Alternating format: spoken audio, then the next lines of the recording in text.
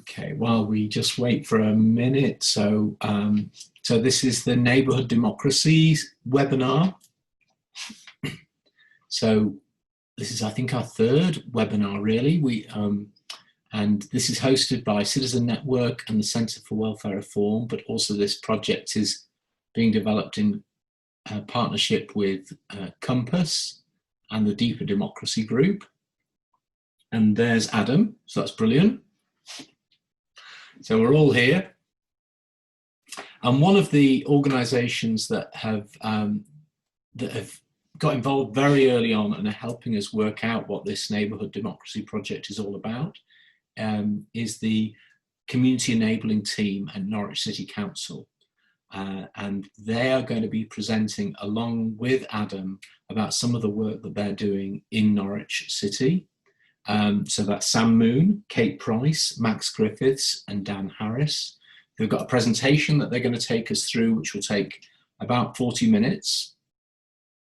As usual, if you're not familiar with Zoom, it's a really good idea to use the chat bar and to put any comments or questions in there, and then people can pick them up as they talk or at the end when we should have 10 or 15 minutes left for questions. This talk is being recorded, so bear that in mind. No swearing or being inappropriate.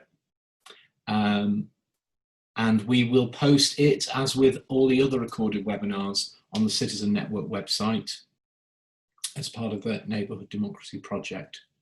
I say neighbourhood democracy, we keep struggling with what to call it. I still keep defaulting to that, but we are playing around with community power and other things. When I put polls up, though, everything seems to come about equal, so there's no clear winner at this stage, but we can worry about these things. What we really are interested in, what I hope we'll learn something about today from Norwich City Council and the team, is how to make a real permanent shift in power to neighbourhoods. Not a kind of paternalistic, wouldn't it be nice if communities did X, Y, and Z, but how do we actually establish our communities and our neighbourhoods as places that there's a strong expectation of authority, of decision-making, of action. We've got a long journey ahead of us as a society because really we've stripped away a lot of power from neighbourhoods, just as we've stripped away a lot of power from local government generally. And this project is an attempt to really figure out how to get that power back and to build a movement of neighbourhoods to bring about significant social, political, economic change in this country and beyond. As Citizen Network is a global movement and the issues here are global. So, having said all that, I'm going to pass over first to Sam Moon, who can start taking us through the presentation and introducing the others a bit more detail. Sam. Okay, thank you. I was going to screen share. That one. Share from the beginning. Let me do that. Okay, so welcome everyone, and thank you for coming along. And it's really nice to see some friendly faces here as well. So thank you for coming. So we are from Norwich City Council, and we're the community enabling team. And our presentation is creating spaces for community, the start of our messy journey. And we've been working on creating space for community to happen. And we, feel we're still very much at the start of that journey, even though we've been doing it 3 or 4 years or so. And then sometimes that journey is and can be a bit messy. We'd like to share some of that journey with you, and more than happy to invite you on it with us. And the tickets are free. So I'm going to go on to the next slide and hand over to Kate. Hi, thank you. So for a lot of you, you might not know where Norwich is. So we thought it might be the best place to start is giving you a little bit of an overview of who we are and where we are. For those of you who used to sadly watch Big Brother in the 90s, you'll know there was once a contestant that thought East Anglia was abroad. So we're used to people not being able to pinpoint us on a map. So Norwich has got some absolutely amazing things about it. We are pretty much the only city in our part of the world. Our nearest other city is Cambridge. You'll see some beautiful pictures there. You can almost see our office from the lovely picture of the marketplace. That's City Hall, where we usually live and work, but at the moment we're all at home. We've got two amazing cathedrals. We have a Norman castle that is famous. We are currently keep getting put in newspaper articles across the world as hidden gems of Europe. There's an adage about Norwich that we have a church for every Sunday of the year and a pub for every day. Not quite true, but there is a reason a lot of us still live here, and the pubs are excellent. So we're a small city in a global scale with 141,000 residents, 65,000 households, or just over, and we're quite a young city. So I've popped the age demographic on there because, especially in a county that's very rural and we have a lot of people retire to the surrounds, Norwich itself is very, very young. Probably a big part of that is we have two very good universities, and the University of East Anglia, which is based in Norwich, has got one of the highest retention rates of students staying to live here after they've come to university. So it's a really thriving, beautiful place to live, and our kind of tourism thing is City of Stories because we have an incredible history that we try and focus on. Then on our next slide, you'll see why our our outgoing chief exec used to refer to us as a tale of two cities. We have really, really high levels of inequality in Norwich. Our social mobility is really poor. You know, we regularly talk about if you're born poor in Norwich, you stay poor in Norwich. We have high pensioner and child poverty, and we have huge discrepancy in life expectancy. So you'll see on that one that the difference being male from our most deprived and our least deprived wards is 10 years. Those wards are literally next to each other. So we have really stark one road separating beautiful £1 million houses from some really slightly more difficult estates. We're a Labour controlled council, and it's always been very, very much about welfare, very much about looking after people. You'll probably see there that the slide that I like to keep in is our housing by tenure. So we are very, very different in the number of council houses we have. There's been a very specific focus in Norwich on keeping our council properties. And we have what we call the Norwich standard, which is well above and beyond what the general standard for social housing is. And it's one of the things we really hold ourselves by is how good a landlord we are in terms of those tenants. We haven't had much success in, you know, despite that, breaking that gap in inequalities. And like most places, it's being exacerbated by COVID and other things. If you don't mind moving on, Sam. So we recently did quite a big piece of work that took about 2 years, and that was engaging with residents, with businesses, with visitors to the city as well, looking at where Norwich was going to be in 2040. And we called it, ingeniously, our 2040 vision. And it's something that now the council has kind of adopted and said that we'll live by. But it's also something that we're trying to inspire partners like our business improvement district, our county council, public health functions to all kind of align to. That is being creative. If you've ever visited here, you know we've got a very, very strong creative sector. Lots of theatres, lots of wonderful things that happen. We want to be connected, and that's around transport, but it's also around digital. Being surrounded by rural, we have some real issues with digital inequality, where we don't actually have broadband in certain places. And obviously our inequalities exacerbate who can get online and who can't. We want to be dynamic. Like I said, we have a lot of people who stay from university. We have really high levels of sort of entrepreneurship and new business. So we kind of like that about ourselves. We want to be livable. We've got a really strong environmental theme here. But the one that kind of connects everything is the one that we all sort of subscribe to, and that is being a fair city. So a huge part of the 2040 vision is about making it more equitable to live here so that everyone takes part in our successes. And then you'll see that little post-it in the corner is our team. It lays to us to get people involved in this, to get people kind of translating this to where they live. And there's 6 of us. And our budget every year is £5,000. So when Sam put in his description that we do this on a shoestring, he was not kidding. We've, over the last 4 years, had to be pretty clever in the way we use our time, and we do sometimes look at some of these cities that get like £1 million investments from the lottery, and we get a bit jealous. But then we basically look at them and say, well, we want the same outcomes as them, we're just going to do it with no money. So it makes us crafty and creative. If you want to do the next slide, Sam, and I will wrap up my my sort of scene setting. So as Sam said, we've been doing this for about 3.5, 4 years. Our team was brought together then as a brand new team. Previously, probably because of that lovely focus on welfare and people being looked after, we had quite a, what we call a you said we did policy, where it really was people sort of walking around and asking people, how can the council make your lives better? And now we have to walk around saying, what do you want to do and how can we help you make your life better? Which is probably the big fundamental shift in where we're at.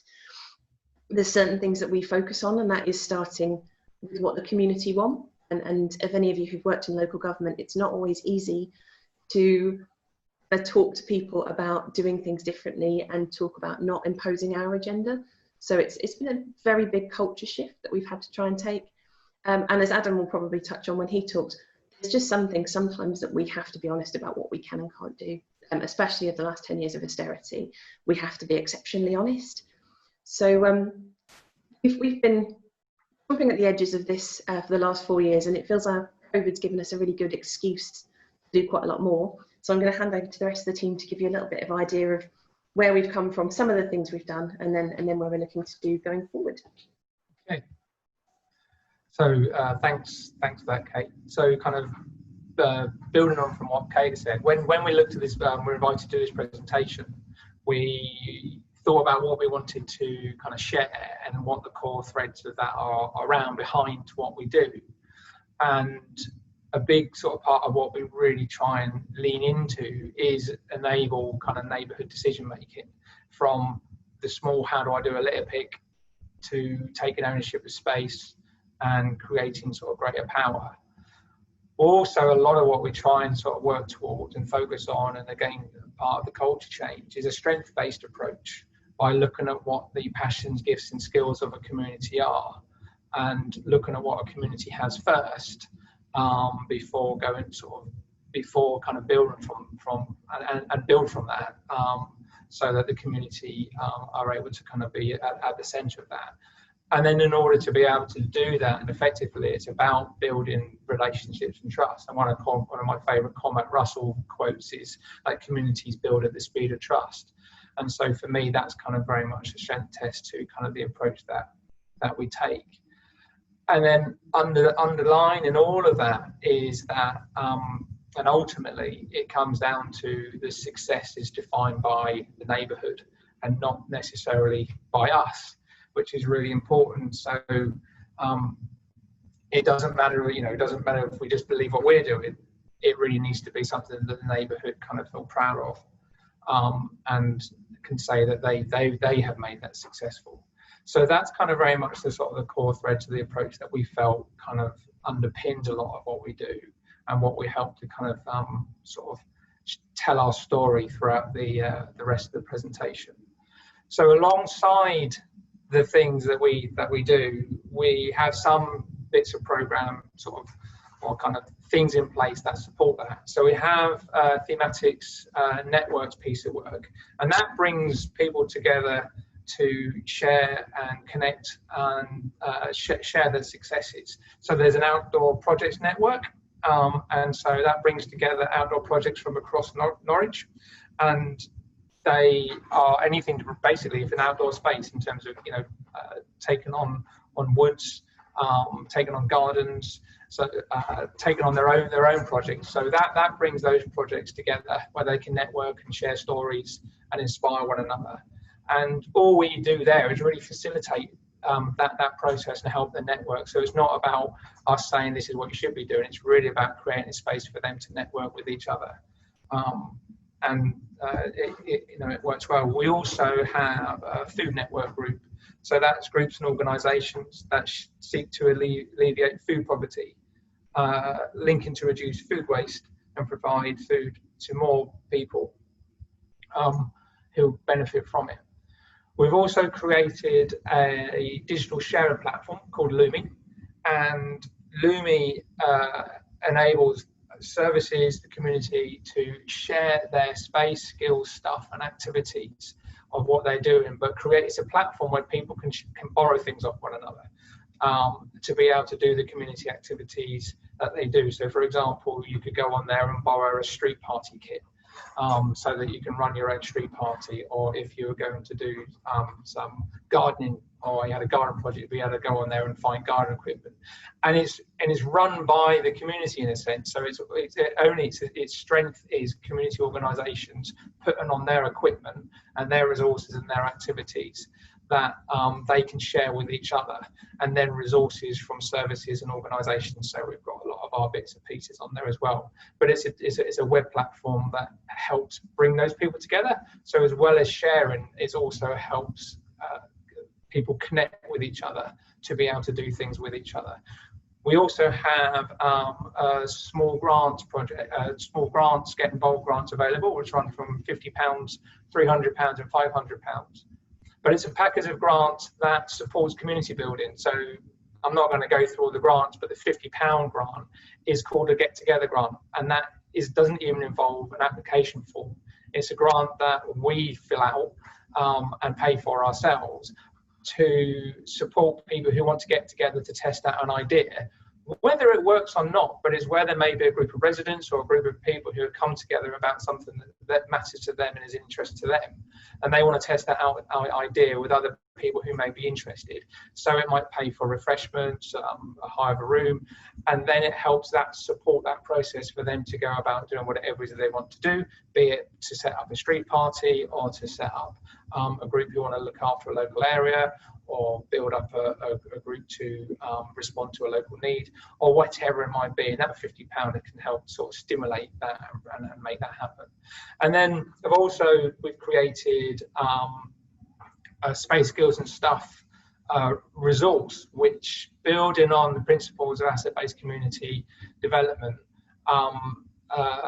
helps identify the resources that are in an area around people's space, skills and stuff, and helps connect them with each other around an activity or a theme that matters to the people there. And it's a process that helps support that conversation to identify the resources that are in an area, and then be able to wrap them around something that they want to do. So these are just some of the things that we do alongside the things that we're going to talk about that help support the things that we do, but also helps create the space and build the relationships for things to happen. So I'm going to hand you over to Adam now, who is going to tell the story of Old Library Wood.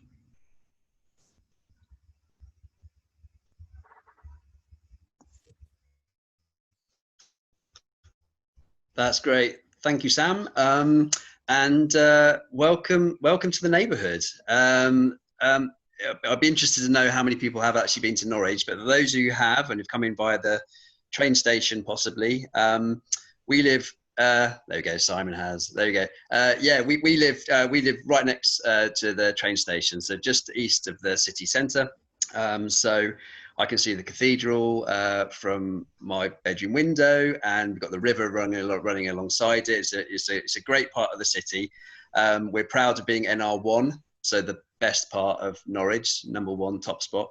But a lot of us have kind of got used to kind of city living. We keep talking about in our sort of community chats about the fact that it's kind of, we got used to certain things, and after a while it kind of becomes normal.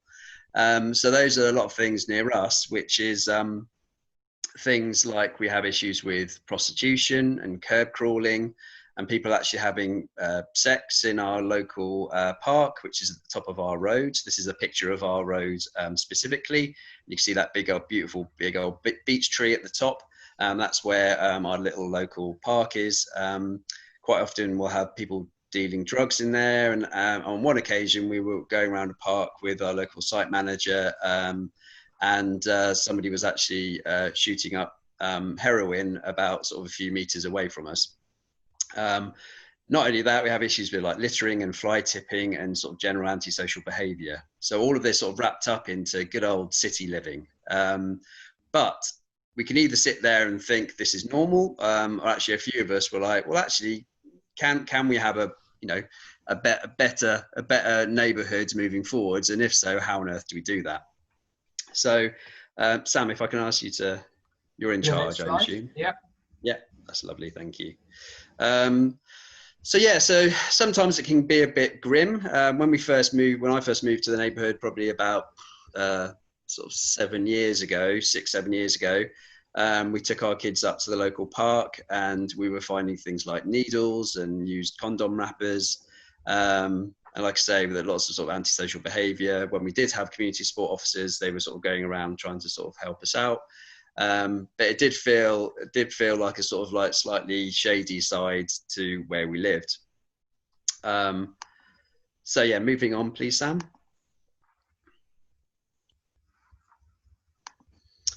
So this is when we started thinking about how on earth we could do it, and how could we as individuals actually start working with the local council into actually doing something. And to be honest, none of us in our local sort of neighbourhood really knew what to do. And it was just a chance happening between two of our lovely,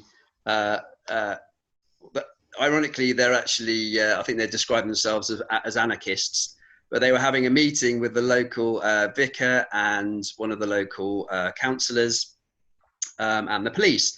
And I sort of bumped into them and I said, oh, what are you guys chatting about? And they were talking about some of those many different sort of antisocial behaviour issues.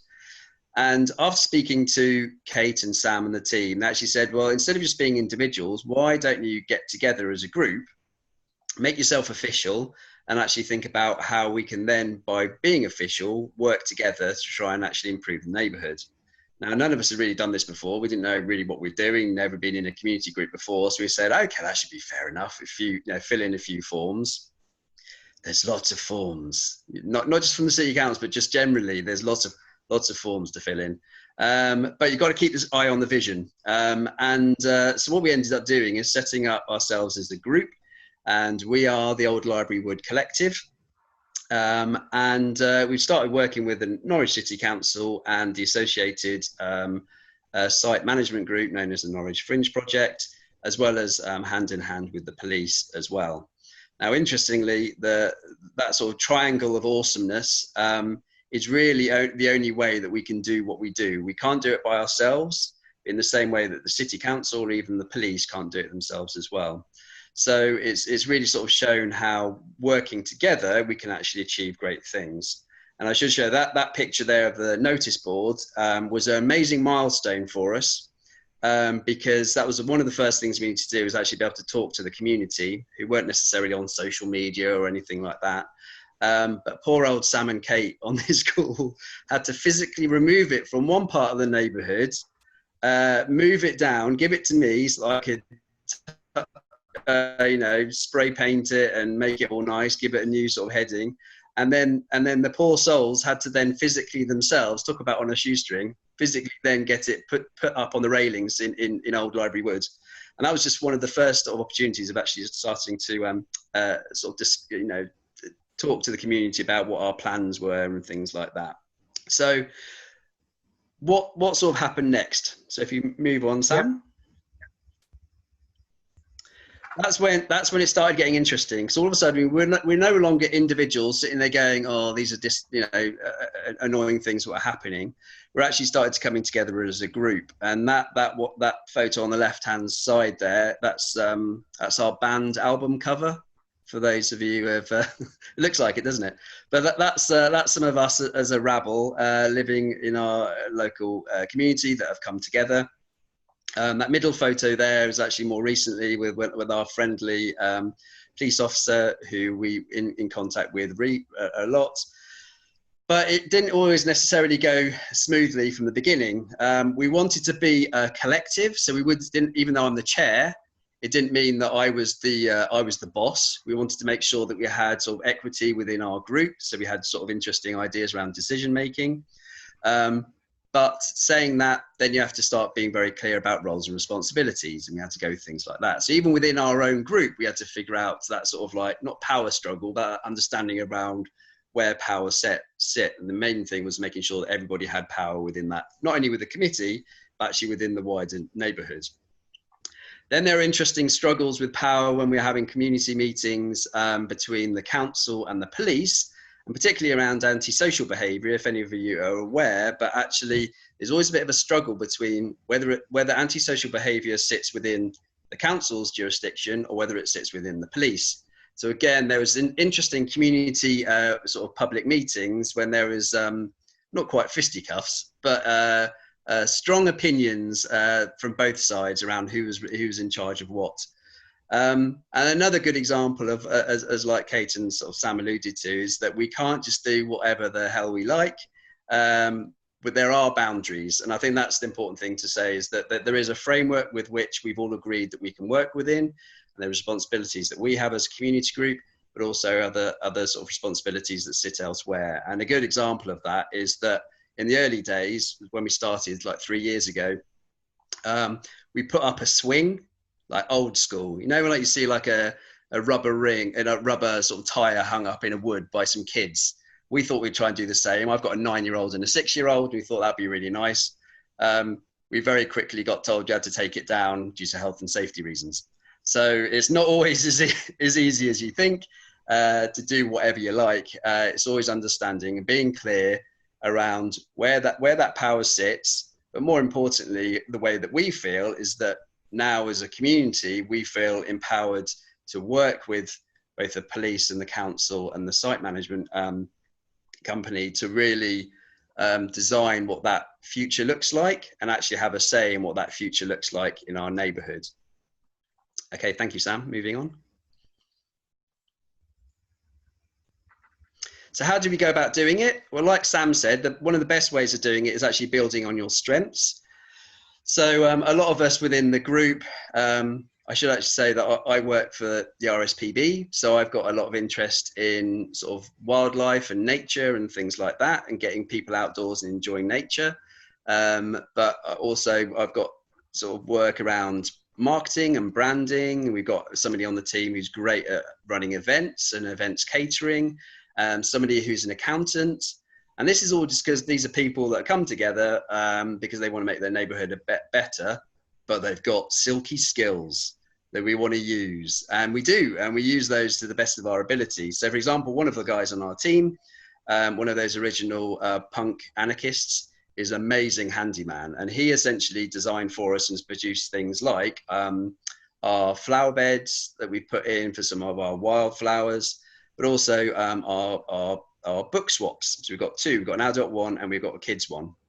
And you could well ask, you know, why did we do things like that? Well, this is the key thing that sort of like stands out for me, is that instead of just dealing with the police and the council around the negative patterns of behaviour that we see in and around the neighbourhood and within Old Library Wood itself, actually is a way of saying, well, let's do some positive actions as well to achieve the sort of vision that we set out together. And some of those things are trying to get more people to use Old Library Wood, more families, more locals, more people within the neighbourhood, because by doing that, there's a lot more likelihood that actually people won't necessarily want to be taking drugs or, you know, having prostitution going on when kids are also like playing football and having a kick about. And so it's all these ideas. So we wanted to increase dwell time. So we did things like putting in the book swaps. And that's, you know, many of you have seen these little libraries or book swaps. And it took Crispin, who's our handy person, you know, a couple of days to put them together, put them out there. A lot of people, including one of our former drug-taking locals, came up and said, mate, I thought they'd be burnt down within like a couple of weeks. They've been going for about 2 years. And on one occasion, somebody came up and went, well, obviously people love these, because the other day I saw 10 junkies all sitting around reading books from the library. So I don't know if that's a sort of measure of success or not, but basically what it means is that people are taking pride in our local neighbourhood. People are having increased dwell time within the actual wood itself.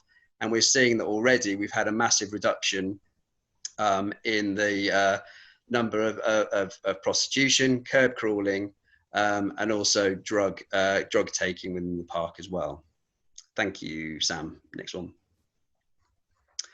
So another thing we've been doing most recently is actually introducing art. And again, the main answer to that question of why introducing art is that not only does it show that that the neighbourhood is actually cared for and loved, but it also means it gives you an opportunity sort of to deliver some of your sort of key stories and messages about your local neighbourhood as well. So one of those sort of key things of introducing art into the project. Thank you, Sam. So sort of next steps. So I'll sort of probably finish up here. So like I said, by building on the strengths of the committee and also the wider collective who are part of the neighbourhood, we've really sort of built up, and you know, we're only 3 years old, but we're actually already seeing sort of, you know, huge sort of responses, particularly from the neighbourhood as well. And even if you go onto Google and you know, we literally put ourselves on the map, Google Maps. So we actually physically put ourselves on there, and we're getting great responses from people on there, which is lovely. And in the press and media and lots of other comms that we're getting is sort of really, really positive. So it's looking really good, but it takes a lot to maintain that. So now we're looking at, now we've sort of bashed everything back and got everything to a lot better standing. We need to keep it up, because we can't do what happens a lot, which is actually step away and then things get back to where they were. So we've got lots of other projects in the pipeline, such as our community herb bed that's just gone in during the pandemic. We've got a massive piece of wall art that's been designed by a local artist, telling the stories of the local neighbourhood. We're looking at how we can potentially do community fitness and well-being type events, or actually infrastructure in the site, and redoing things like our website and things like that to sort of keep the messages getting out there to people. So the future's looking bright. It is, I would say, a second job, trying to do it at the same time. But really, you know, it takes a good number of people with the support of the likes of the Norwich City Council and the police and the Norwich Fringe Project, all working together equally, I would say, in order to make it all work. So thanks very much. Thank you, Adam. That was awesome. So what I'm going to talk a little bit about now is a project that I've been involved in a little estate up in Heartsee in the east of Norwich, and a population about 3,000. And sort of public health came to us with some funding, and they had identified sort of Heartsee as an area to sort of, based on their kind of data, have sort of looked at it as an area to reduce obesity. And if we could look at running a project there with a lump of money that they had. So it was a Heartsee's Healthy Living project with a focus on improving health and well-being outcomes for residents in Heartsee. I was really interested in looking at it in a different way, rather than a top-down deficit model sort of based approach of large outside organisations going in to fix and do to the community and then leave. And where some of those things may be quite nice and may go in and do sort of nice things that the community enjoy and like and might benefit from, I felt that can sort of have a negative effect, because it doesn't build community necessarily, and it kind of returns back to where they were. And also Heartsee is a community that has had a history of people coming in and doing something and then leaving, and I can understand why they may be a little bit tired of that. So what I wanted to look at is to pilot approach with a small part of the grant. The grant in total was, I think, about 70,000. I was more interested in using a tiny amount of that to explore ways to do things differently, build relationships with the community based on the strengths of the community, and really see whether the community, within the community, there are services that the community itself can provide, rather than organisations coming in and displacing those services. So from a kind of a health approach, from the community being the agents of change rather than outside organisations. So we shaped the grant around making it available only to organisations and residents, businesses within the Heartsee's area.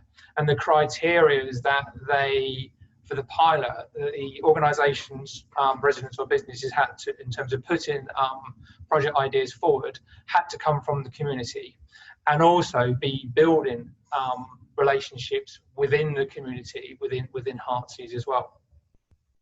So we had grants up to £1,000 for applications to come forward for that. But what I was very conscious of was in order to do that, I needed to build that relationship with the community. So it's an area that I work but didn't know very much about.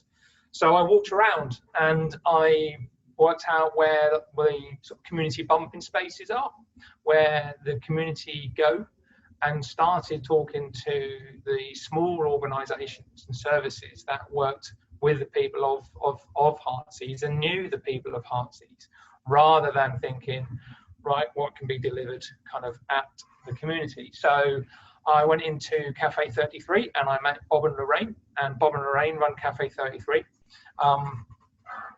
And they know their community, they know the people in there, they know what's going on, they know who you know, what the kind of vibe on there. And Cafe 33 might look like a little greasy spoon from the outside, but it's a community hub, and it's where people kind of share their time and tell their stories, and Bob and Lorraine know what's going on.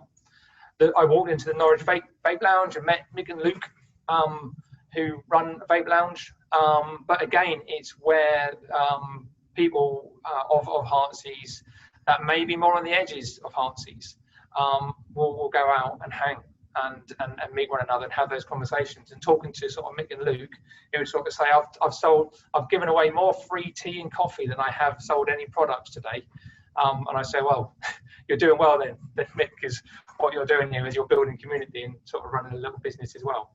So what I did was build relationships with those to look at how, if they were interested in being part of the conversation and part of putting ideas forward for projects that fitted around health and well-being, and talk to them a little bit about the approach that we would take. So the other part of exploring the way about going about this project was to use elements of participatory budgeting, but at the same time recognizing that would be sort of a very low level element of it as well. So what we wanted to do is have a voting process where projects that had been identified by organisations and businesses within the community could be voted for by residents of the community, but recognising that that is sort of taking elements of PB rather than is PB. So in terms of PB, I would think that more is sort of giving money to the communities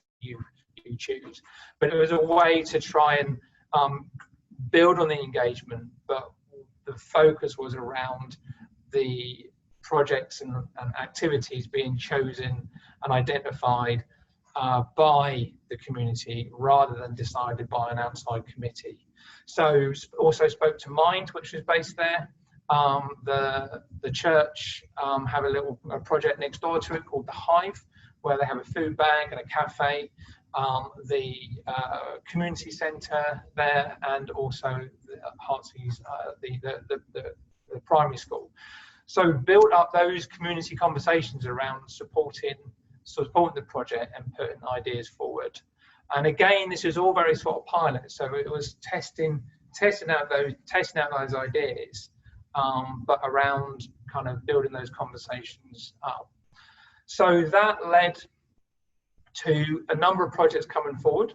We had projects from the cafe, where they put a project forward around providing affordable kind of hot, healthy meals. We had one from the community centre, just doing sort of table tennis taster sessions for kind of targeting primarily young people. One of the things the community identified was very little for young people to be active in. And then a number of kind of other ones with the church putting one forwards, and the local mind. And we used the places where people could go in and put their voting forms to what they wanted, or the projects that they wanted to see. And the purpose of the voting form was very much around, tell us the projects that you want us to fund, rather than us fund projects that you don't want. I think the jury's still out on whether that was as effective as it could have been, but the kind of the essence was behind that. But we used the cafe, the church, the vape lounge, and the surgery as places, recognising those as places where the community go for people to kind of put those votes forward.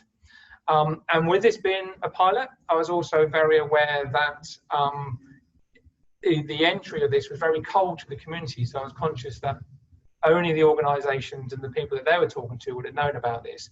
So the voting element was also a means to help publicise it, and it was probably more of a greater means of publicising it than actual kind of choices being made. So I kind of accept that. Anyway, population of 3,000, pilot project, new thing to Heartsee's. We also had an online way of voting, so people could vote online. And we had about 250 voting forms come back from a potential 3,000. I would have been, I didn't know if we'd have any at all. So when we got to sort of 20 or 50, I was already sort of quite happy with that, because it was such a sort of a tentative approach. And the whole kind of part of this project was, it was almost a story of transformation. One stage informed the other. So the project was more about us being led by the community than leading the project. But 250 votes is about 5% of the population, which was also proportionate to the same amount of people who voted in Heartsee during the local council elections. So that was sort of quite interesting to see. So all the projects got voted for, and all the projects went forward and then sort of started to happen.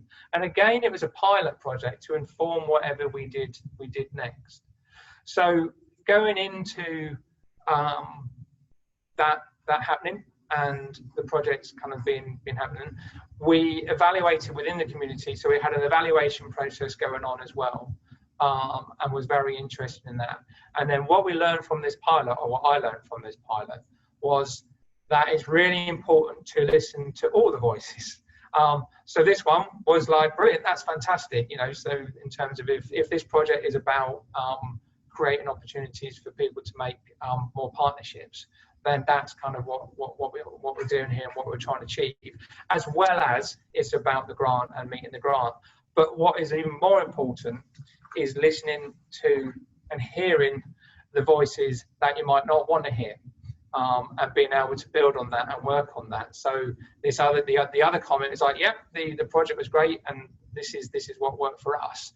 But in terms of, there's a perspective there that actually don't really feel as though I've kind of joined up that much more with other organisations. And regardless of what my take on that is, felt it's really important that is even more important to kind of build on and work out. Because for me, it was really around building, working alongside the community to build community, to be able to kind of support a grant that is benefit kind of the community, and not sort of me just to sort of think so. So what we did from this, and very much with it being a pilot, is that informed, and there's a whole mix of kind of different information I could share there, but I don't really want to go into sort of kind of providing sort of data and figures and things like that. But what we learned a lot from the feedback is the importance of really kind of bringing and building more on that community. So we established a community steering group to help inform the next stages of going into Heartsee's Healthy Living 2, which was more in a project in its sense. You know, the pilot had helped us to get to that stage. And so these forms were created by the community, by a steering group made up of the community. Some of the criticism we had on the early one was around the forms were very sort of heavy on the words. There were a lot of literacy problems in terms of people of community not being able to read the voting forms that we had, and we hadn't thought of that, and we hadn't thought about the accessibility or kind of what made it work for people. So everything that we learned from the pilot began to inform the second stage. And again, the second stage, we focus very much on organisations being part of that as well. And so this is where we got to on the next stage. I'm very conscious of time now, so I'm going to hand over. But we got to this to Dan. But we got to this stage, and then we hit lockdown. So we were just in the middle of the lockdown. We were kind of linking in with more organisations, and looked very nice. And then lockdown hit. So we were literally, this project is on hold, but we're now hoping to kind of move it forward as we come out of lockdown. So, Dan. Hello. So I'm going to whip through a project which is a grant-funded project funded by Sport England, because I think it gives just another context of how over the last 3 years, maybe we've started in a place as a team within a local authority, but actually we've been through a whole process of a whole lot of learning, a whole lot of transformation, and just, I guess, really scrutinising what is the driving force behind why we're trying to do something or what we're trying to do. So the project I'm going to talk about is Nourish Notes. I think we're very conscious as a team that lots of our community groups are kind of crying out for more volunteers. If you ask them what they need, more volunteers is one of the things that is often raised. We had the experience within our team of how a time-based community currency could be a really useful tool to offer to community groups for them to kind of take and use as an incentive to encourage new people into the role of volunteering. And so this was kind of the start, I guess, back 2 years ago, just over 2 years ago. We designed a beautiful looking community currency. We had a page on Lumi to share what people could spend it on, and we were all very chuffed with ourselves. And then kind of went out into the community. There was a bit of co-design around the shaping of the project, but actually when we went out into the community, we discovered that that actually some of the communities we were working in were getting pretty tired of kind of initiatives coming into their community. I think some of the communities that often receive a lot of money and a lot of external organisations coming in to do work had years and years and years of that kind of thing going on and not a lot changing. And so after a year, I guess we went back to Sport England and said, hey, I'm not sure this is really working. I think we need to rethink this. And we were spread across 5 neighbourhoods at the start. And it was clear that actually, if we were going to actually build something that had value to the community, irrespective of whether it had value to us or Sport England, that we were going to have to just start building relationships and building trust, which required us to be within just a smaller number of communities. So Sam, if you change the slide. So Tuxwood is one of the communities, particularly that we ended up focusing on. And one of the things that was really strong in that community and there was a lot of local desire for was for cycling related stuff. And so actually we spent a year just getting alongside people and actually just working with them, kind of exploring how best any resources or any support we had could support them in what they were really passionate about doing. So that kind of took us right up to the cusp of lockdown. COVID-19 happened, and if you shift the slide again, I guess all of a sudden kind of everything changed. And I guess right from the start of this project, we always knew that we were going to have to try and report on a whole set of Sport England evaluation outcomes, which terrifies me, I'll be honest. And there was some very, very, very long surveys, which equally terrified me. And so at the start of lockdown, we had the experience of the hyperlocal really working and really starting to change how stuff was happening within communities, and actually you know, the successes were more neighbourhood driven. And so Sport England, thankfully, were very open and said, look, just tell us what you want to do, what's been working, what's been good, what hasn't been good, you know, let's just shape it on that. And we were able to completely reorientate the project towards actually just starting with community conversations. And so about halfway through lockdown, I put out an email to some of the mutual aid groups that we'd started to connect with, simply offering them the opportunity to have a conversation with me, to reflect on what's been going on. And so if you click for the last slide. So I guess, yeah, just conversations where we were just really keen to hear what was strong, what was going on. And I think the key final bit of learning was, I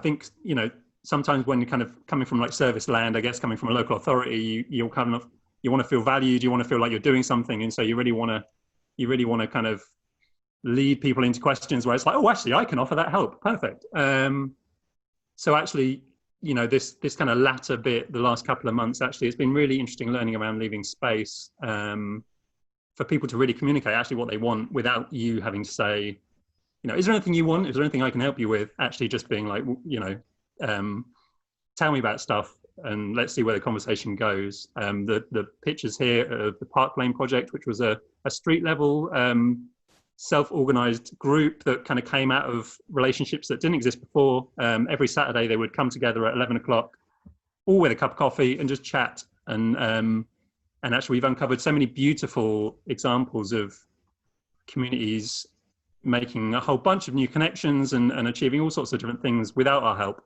And actually, you know, through those conversations, we have had some stuff where they're like, actually, you know what, we haven't got anyone within our community who can do this or do that. So there have been opportunities to help them. But actually, rather than that coming from a leading question, it's just come from a conversation and a very authentic expression of something that they're still keen to do. That's me, Sam. Thank you. Kate, I'm going to jump on to our last slide, I think. We're almost there anyway. Are we okay, Simon? I know we're tight on time.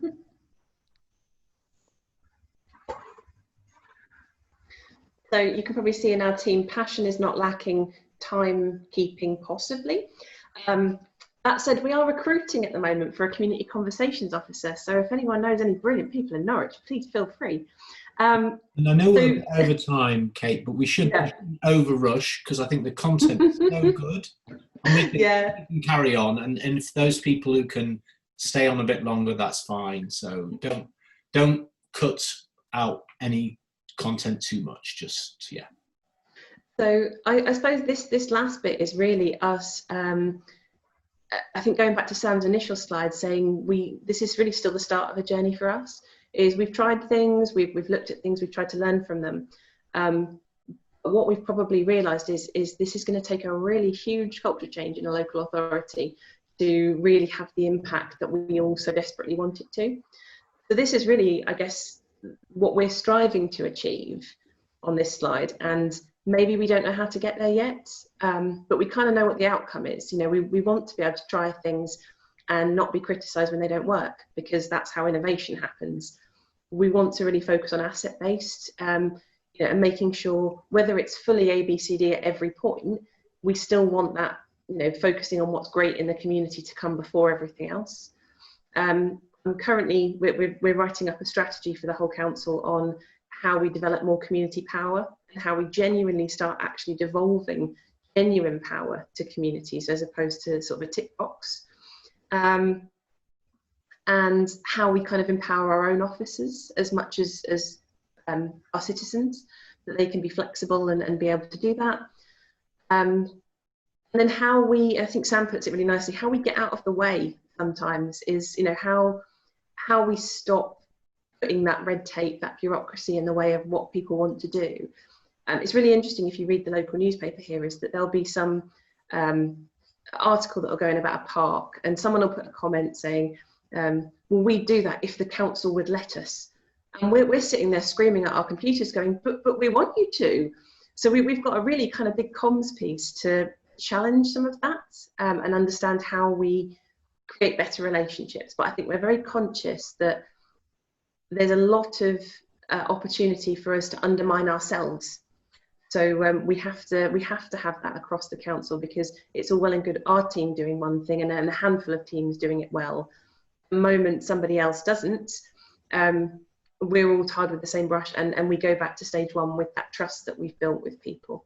So it's a really difficult challenge that I think we've set ourselves. I think someone in the chat asked a question about whether Norwich City Council genuinely wanted to do it. So why did we? I thought, oh, okay, I misread the question slightly. Why did we? I think we just genuinely want to be better at being a council. I think it really is as simple as that. Is we do have a really progressive leadership in terms of our political leadership. They're really, really passionate about inequality. And I think we're willing to admit when we get it wrong. So we've been given a lot of freedom.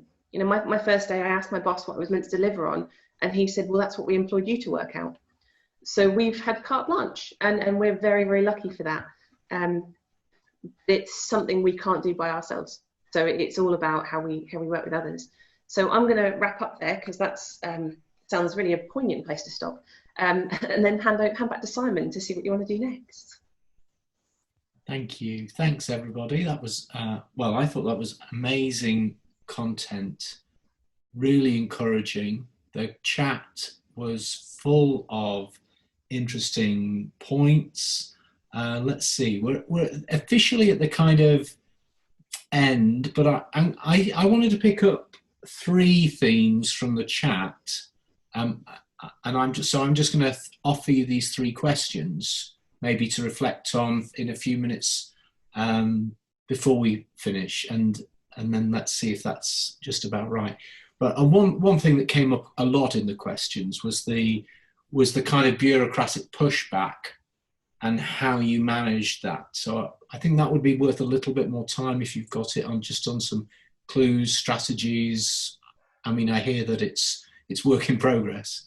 The second, I think there were a lot of interest in the formal relationship perhaps with councillors and the council and that kind of thing. I think that would be a really interesting thing as well, to just give us a little bit more thought on. And I think people are, I mean, there are councillors on this call I know who are really interested in this, and for instance.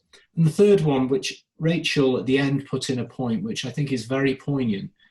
I mean, many of us have worked in fields where actually millions of pounds are being spent to exclude people from community. There's an enormous amount of resource being spent putting people in boxes, in services, rather than releasing their talents into the community and supporting it. And I wonder whether you've thought about any of the kind of, in the very broadest sense, almost deinstitutionalization challenges, because it's not just about our kind of parks, is it, and our public spaces. There are a whole set of services that are wasting money by excluding people. So those are 3 kind of big things, but I'm trying to just pick up some of the things there. So would anybody like to pick up those challenges? I'm happy to start if you want to then feed in, guys. Is that all right? Yeah, probably because I get piggy in the middle in terms of the bureaucratic pushback. I think the guys are exceptionally passionate, and I think we're all very keen that we know what we want to achieve, and we don't always get there. So I'm trying to be very good on this call. There's usually a lot of swearing when we're in the office. So how do we deal with bureaucratic pushback? I think we try and use stories, and we try and use case studies. I will hold my hands up and break the rules sometimes. My boss has frequently said it's better to ask for forgiveness than permission sometimes. So there are times where we go a little bit rogue, and that means that we can then go back and say, look, we tried it this way, and this is what we learnt. And we do, you know, we do have a lot of higher senior people who genuinely believe in this. I think Sam probably put it in his description, is we do have a new chief exec who is probably more aligned to our way of thinking than the previous chief exec. So I actually think it's an amazing springboard for us to have done this work already. He keeps emailing me things and going, oh, we should think about crowdfunding. And I go, we did that last year. So it's lovely to kind of have that drive from above, and I think that would change a lot. Probably some of the places we have the biggest places to win on are slightly more statutory type functions. One of the the big sort of underminers can sometimes be our planning department, because consultations are, if you take it as a minimum viable product as to what you have to do, are really limited. And because, you know, there's a time and resource capacity in that, is that they don't have time to be creative and try and engage people and hear all those different voices. So it's challenging when you've got no money and no resource to do it. But I think those are the places where we can have a really massive impact if we get that right. It comes down to learning from other people, learning from some of the naughty things we do, and trying to present a really robust case as to why we think it's going to do better. Sam, guys, anything to add to that? Well, one thing that struck me, I don't know how much it responds to the question, was just around this whole, I guess part of it is us challenging ourselves a bit. And I'm conscious that COVID-19 has provided a bit of a challenge around the desire always to formalize things into organizations. And are you, oh, you're doing some really good stuff, let's turn you into a constituted group. And actually a lot of the real kind of beautiful kind of explosions of stuff that's been going on, been in places where people have resisted the urge to suddenly be labeled a volunteer and just remained as a neighbor, and actually resisted the urge to suddenly be like, oh, let's start empire building and turn this into an organization and something that is a bit more formal. That's, which I think has been a process for us within our own team a bit about kind of, okay, don't just quickly thrust, kind of constitutions and things into people's faces as soon as they're doing something good.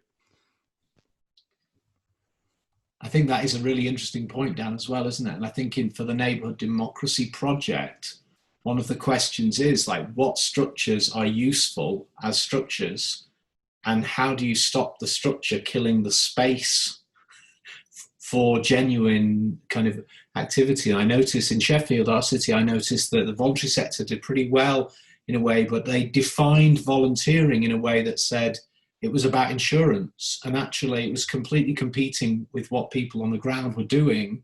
And I think even at that level, you saw a real conflict between genuine neighbourhood action that people like my friend Alison, who's on the call, and what the official response was, which wasn't really helpful, really, I think. Yeah, we had quite an interesting conflict with one of our voluntary kind of infrastructure organisations, because we rather frustratingly have two that compete with each other. And they had a neighbourhood, I forget, what did they call it, Sam? A Good Neighbour scheme. Oh, yes. And Sam and I went to visit them when they launched their Good Neighbour scheme, and I think we both had to resist throwing their booklet back at them, because all it talked about was you'll need X amount of money every year because you'll need this type of insurance and you need to pay for this and do expenses on that. And we just sort of sat there and went, that takes the joy out of being a neighbour. I just want to knock on my neighbour's door and have a chat over the garden fence with a glass of wine on a Friday at 5 o'clock. I don't need insurance for that. So it's been an interesting challenge. Even with Sport England for Dan's funding, we actually asked if we could remove the word volunteer from all of our paperwork. And they said no, because the standard evaluation said volunteer, and therefore we had to keep it.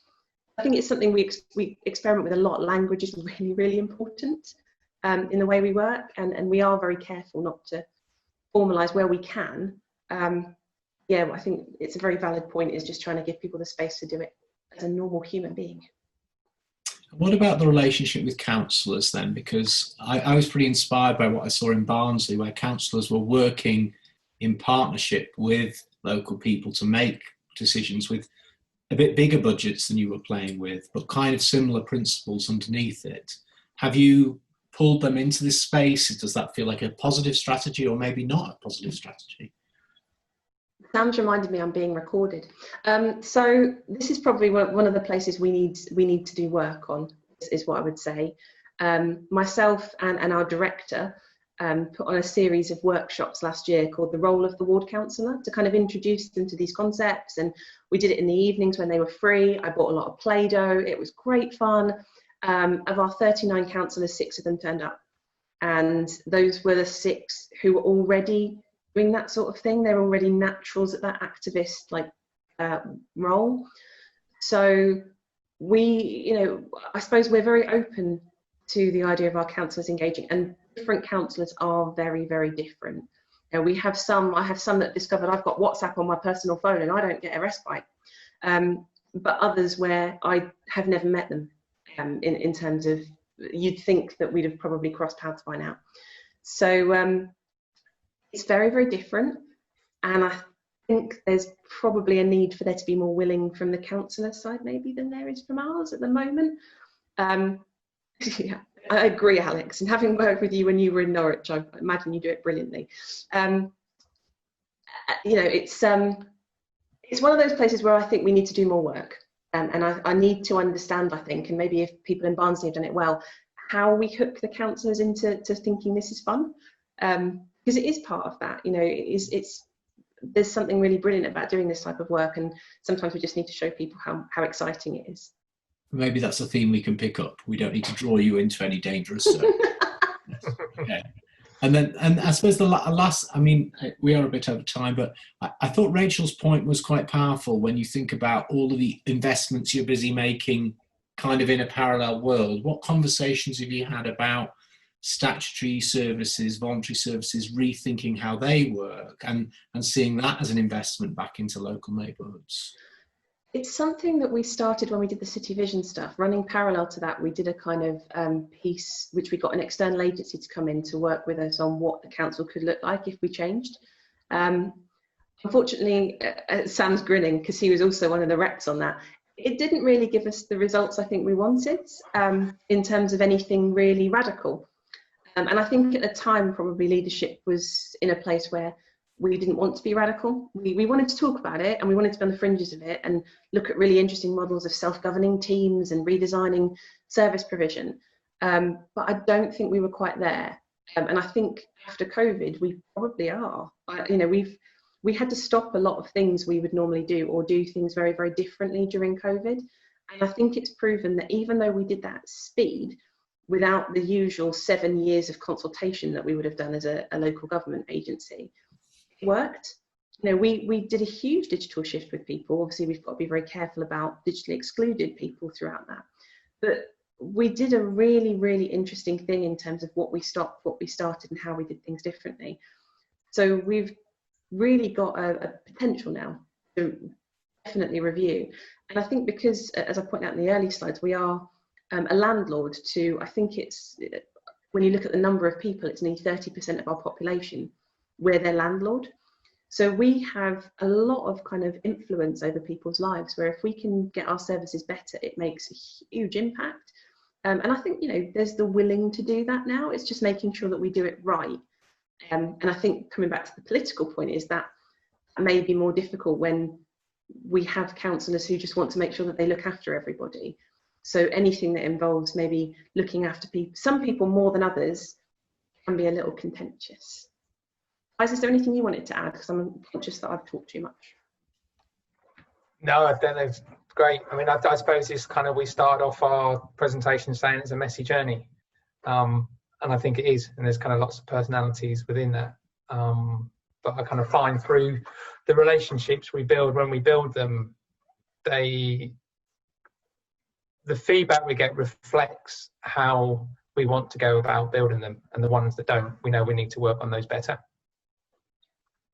So, I know we're about 10 minutes over time and we could probably finish nicely here, but is there anybody with a desperate question that I've not really covered in my kind of summary? Anybody want to wave a hand? Or I don't see any hands waving. Can I remind everybody that in 2 weeks' time, Angela, who is on the call today, and maybe some co-conspirators from Netherton, will be giving a presentation from a neighbourhood perspective on some of these same issues. And we will, I think we will take a bit of a end of July, August break after Angela's call, but then I'm intending, God willing, to carry on this kind of program of just sharing learning as part of this project from early September onwards. So please stay in touch, sign up to Citizen Network, subscribe to the Census newsletter, watch out on social media.